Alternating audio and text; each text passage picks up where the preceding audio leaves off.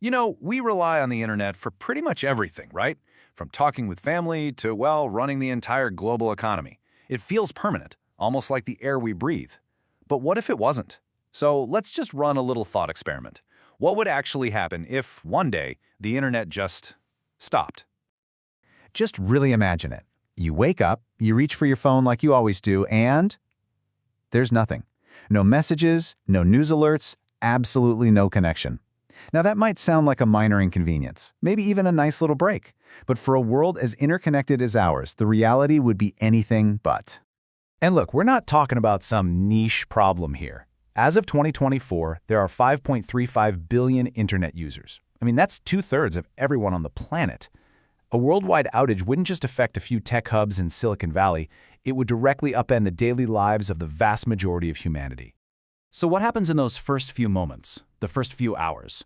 Well, the crazy part is, we don't even have to guess. A real-world event actually gives us a startling and kind of terrifying preview. Okay, so picture this. February 2015.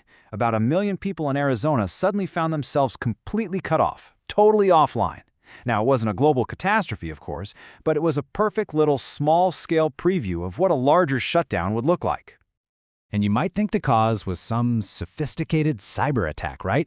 Or maybe a solar flare. Nope, it was just vandals who deliberately cut a single, surprisingly vulnerable fiber optic cable. It's a really stark reminder of how fragile some of our most important infrastructure can actually be. And the breakdown? It was instantaneous. No internet meant payment systems failed, so debit and credit cards were suddenly useless pieces of plastic. Cell phones and even most landlines just went dead.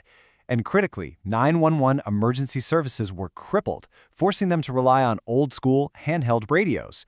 Businesses that needed a connection, they just had to close up shop and send everyone home. Everything just stopped. Okay, so now let's scale that local chaos up to a global level. Economists estimate that if the entire internet went down for just one single day, the hit to the global economy would be a staggering $43 billion. I mean, just look at the breakdown. The United States alone would lose around $11 billion. China is right behind at nearly $10 billion. You can see just how deeply our modern economies are woven into this digital backbone. When it goes, everything, and I mean everything, just grinds to a halt. So a single day is a financial catastrophe. We get that. But what if the outage lasts longer? That's when the real domino effect begins, and all the systems that keep our society running start to completely unravel. This timeline shows a truly terrifying cascade of failures. Within just a week, power grids, which rely on the internet for coordination, start to go dark. A month in, fuel pumps stop working, which paralyzes transportation and cuts off food deliveries to cities. And after a year without the internet could basically reset the global economy to 1930s levels, pretty much sending society back to a pre-industrial age. But the human cost of that collapse, that's what's really staggering. The estimated death toll after 1 year, from starvation, lack of medical care, the cold, and civil unrest, is 1 billion people. So that is a grim, almost unimaginable scenario, right? But it forces us to ask a really critical question. Could it actually happen? Could the entire internet really go down all at once? First off, we need a quick but really important clarification. The internet and the web, they're not the same thing. Think of the internet as the physical infrastructure, the plumbing, right? The massive global network of computers and cables. The web is the water that flows through those pipes. It's just one way we access information on the network, using browsers. So to kill the internet, you have to kill the actual plumbing itself. So how could you actually do that? Well, experts usually point to 3 main scenarios. 1, a massive solar flare, like the one that happened way back in 1859, could overwhelm our power grids and literally fry electronics. 2, a highly coordinated physical attack could sever the deep-sea cables that carry 99% of all international data. Or 3, a truly catastrophic act of cyber warfare could target and disable the core routing systems of the internet itself. Okay, so thankfully, that kind of total collapse is, well, it's pretty unlikely.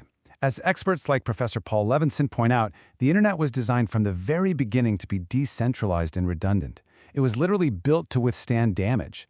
There are just so many backup systems and alternative pathways that if one part goes down, data just finds another way around. Taking the whole thing down at once would be incredibly difficult. All right, so a total world-ending collapse is unlikely. Good news. But even a temporary outage has this huge impact that goes way beyond economics and infrastructure. It hits us on a deeply personal, psychological level.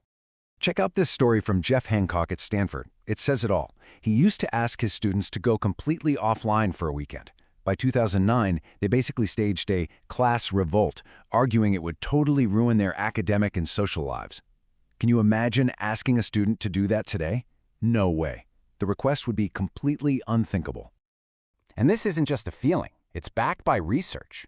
Way back in 1975, a fire cut off phone service in New York, and people reported these intense feelings of isolation and anxiety. Being disconnected from our network just makes us feel uneasy, cut off, and even vulnerable. You know that feeling, right? That feeling of being totally naked without your phone? But here's a surprising twist, a little bit of an ironic silver lining. Studies of companies that suffered short outages found something they didn't expect.